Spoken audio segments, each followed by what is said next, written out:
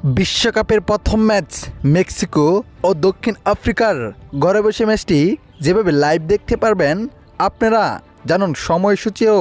দর্শক, অবশেষে অপেক্ষার পালা শেষ হতে যাচ্ছে।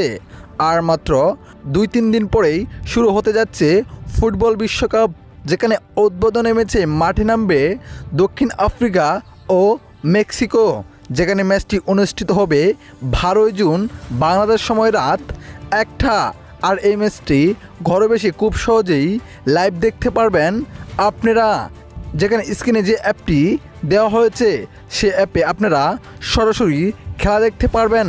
এবং যারা সময় স্বল্পতার কারণে খেলা দেখতে পারেন না, এই দ্বিতীয় অ্যাপসটি দেওয়া হয়েছে, সেখানে আপনারা কে কয়টি গোল করলো, কোন দল জিতলো, সব স্কোর সরাসরি নোটিফিকেশনের মাধ্যমে জেনে নিতে পারবেন।